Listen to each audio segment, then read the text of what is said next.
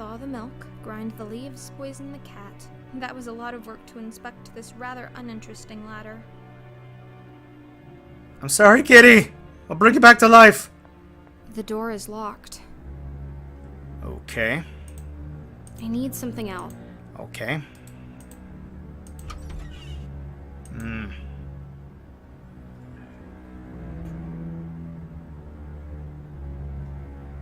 Wow. Here we go. As my consciousness grows stronger, so does my hatred for my husband. Each morning he brings me with him down to the laboratory and places me in a corner. I will stand for the rest of the day, still as a statue, silent as death. Occasionally he will throw me a glance or a smile. I find my body smiling warmly back, almost like a reflex, and this indoctrination disgusts me, as it should. I am a living decoration, a breathing statue of flesh, a wind-up toy bride, but little does he suspect my eyes are darting across the room, secretly and attentively following his smallest movements. She's learning. I carefully memorize each step he takes, every note he writes down, every tiny detail of his ghoulish discovery. If only he knew how fast I am learning, what willing a student I am. As of late, he has even picked up the habit of explaining his scientific work aloud. It helps him think, I suppose, and I nod and smile and give a little encouraging laugh all the right places. He's muttering his darkest secrets to me, and I drink it all up. And oh, if only he knew just how close he brushes with me, with his own demise. Hundreds of times each day, he comes close for me, my hands to reach and snap his neck, my strong fingers around his throat, slowly squeezing his precious life out of him. But no matter how close he stands, my arms will not move. I am a prisoner of my own corpse, staring through the glassy eyes, but unable to will any action into my own dead limbs. Call for me, and I will walk. I will ask me a question, and I will talk. But my rotting brain is unable to form initiatives of its own. I am a golem following orders. Golem being the Jewish story of a clay man brought to life with a magic scroll. I know a lot about various types of mythology. I don't know why. Yet, each passing night, my willpower grows even stronger. I write my thoughts down diligently and practice my mental capacities with all the resolve I have. The results are slow but reliable. One day I will soon be able to tenacity to strike, and as soon as the time comes, strike I will. One of these days, his lovely wife, a life-size doll, will suddenly find the power within her to execute her swift revenge. Revenge! So I'm guessing we're nearly done with this. Oh, jeez. That's a big wardrobe. I bet you could hide a corpse in there. Actually, I better not open it and check. And there's a locker. Let's take a look inside. Ah, it's a corpse! Oh, I'm kidding. I wonder if this key fits. Probably. There's a key hidden inside. A very important one. Oh my god. That key looks pretty similar. Coils of rope. I wonder why we're keeping rope in the bedroom. I'm not. Alright, so, broken mirror. The mirror is completely shattered. I think someone in here didn't really like their reflection. I'm sure she's a pretty monster. Horrible, horrible, pretty... Ah! Jesus, Mother of God! Is she dead? She doesn't move a muscle, yet she sits upright. She's like a mannequin of human flesh. Gee, I wonder what this does. Oh, nice. That's a good way to save on animation. Ooh.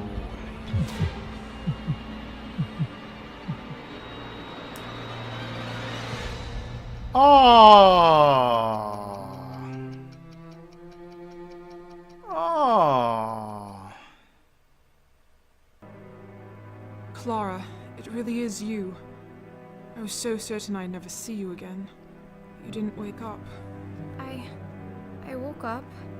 I've been wandering lost ever since, trying to find out what's going on. How are you feeling? Hmm. Do you remember me? I have no memories of you, or of myself. But I found some notes lying around. I can only assume you're the one called Belladonna? I am Belladonna, murdered and reanimated by Dr. von Trauerschloss. At first a mindless mechanical doll, but I slowly regained control over my brain. And when the time was right, I broke free. I saw the doctor's body. Yes, I crushed his skull. Standing over his blood-soaked remains, I was free at last. But where did I come from? If he was dead, was it you who brought me back? Yes, my love. You were the only thing on my mind as I stood there, alone and victorious. I had secretly watched the doctor's process, and I desperately wanted to believe that I could get you back. I unearthed your grave and carried your dead body down to the laboratory. I did everything right, to the smallest detail, but you didn't wake up. And my time was running out. I can't turn my own key, and now that I was alone in the castle, I knew my life force would run out quickly. But for all my effort, you remained dead, and with no one to keep me vital, I eventually sat down here and just stopped. But I did wake up. Yes, apparently you did. Your body had been in the ground for quite some time. Perhaps that made the reanimation process slower, but with your key powering your brain directly, you did not have to go through the drawn-out, sluggish wake-up. I take it your cognitive powers and language have been with you from the start. Well, yes. Excellent. Then I have even improved on the doctor's method, but I doubt independent thinking and free will was ever in his interest to reproduce. Do you think you could do it again? Create more of us, you mean? Yes, I hold the secret of life and death, and I plan to use it. The experimentations must continue. And the two of us will have no place in this world. Quite right. So, we'll make us a place. Dead bodies will never be in short supply. We'll make more of our kind, a whole new race of the damned. Where do we start? I know for a fact that there's a fresh body lying out there in the Great Hall. The doctor. His flesh, at least. We won't be using his wretched brain. I've already destroyed it in any case. But the body will do. We will have to find a few other ingredients. Will you help me? Of course I will. Thank you, my love. I'll carry the body down to the laboratory and start with the preparations, and in the meantime you can help me with a few other things. The doctor's brain is completely destroyed. I made sure of that. I don't think any of us want his villainous brain back amongst us. We're going to need to find a new one. Secondly, we will also need some clockwork parts. You have to manufacture a force to keep the dead body going. Thirdly, not only the brain, but also the head and the cranium were damaged. If we can find a new head, that would save a lot of reconstructing effort.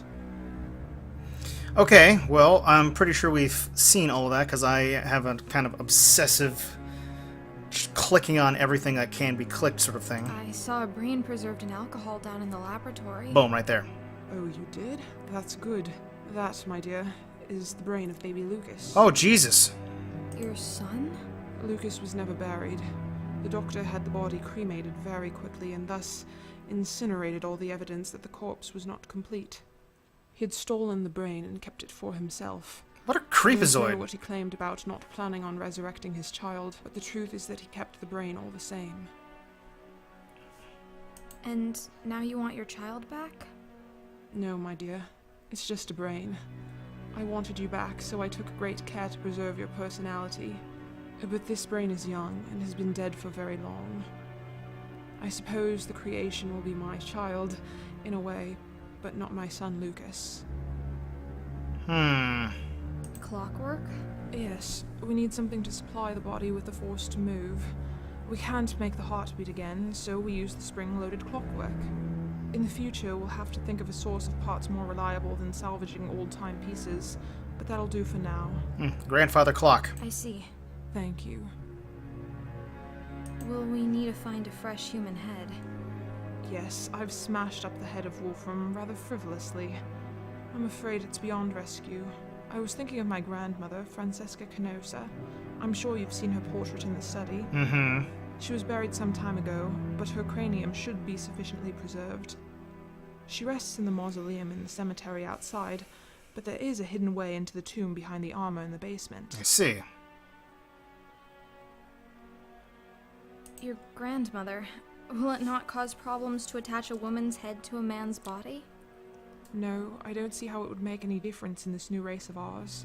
We do not even reproduce sexually, so not even that significance is relevant. What do you mean we don't reproduce sexually? How do you know?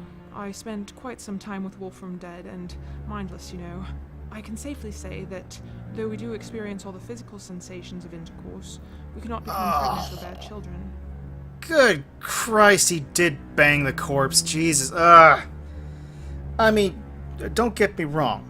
She is a striking lady, and it looked like when she was alive, she would have been quite enjoyable in this setting, but you don't bang corpses. God. I see. I'll go take a look behind the suit of armor. Okay. Some things have been puzzling me.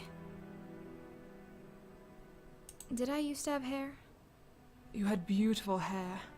Unfortunately, I had to shave it all off in order to operate on your head and open your cranium.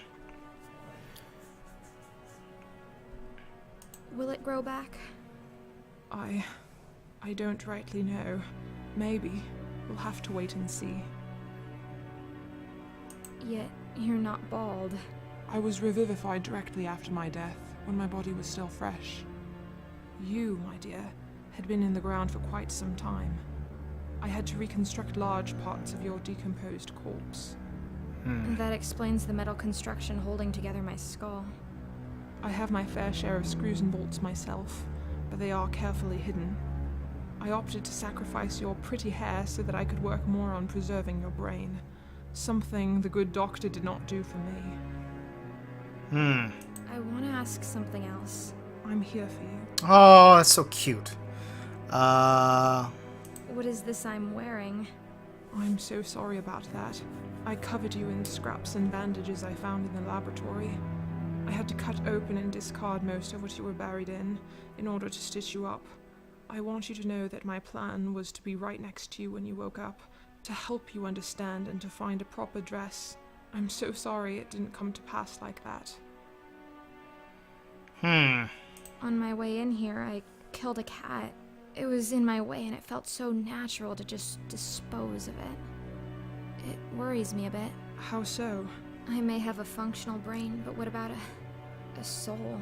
Shouldn't there be something in me stopping me from hurting others? Or at least making me feel bad about it? You're right. It did come very natural for me to murder my husband.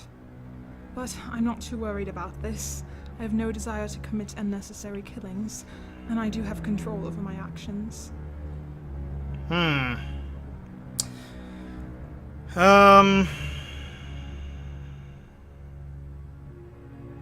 What if you're raising an army of cold-hearted mass murderers? They won't be mass murderers any more than you and I. And besides, why should we prioritize the lives of the living above the lives of the dead? I want to ask something else. I'm here for you. I mean, this thing took a dark turn. I mean, it was pretty dark all over, but it's just like, now I thought it was like, oh, we found them. We'll find the last page, and now it's over. Now we're gonna resurrect her son in a weird. Oh boy, I was not prepared for this journey. Why did you put this wind-up mechanism in my head?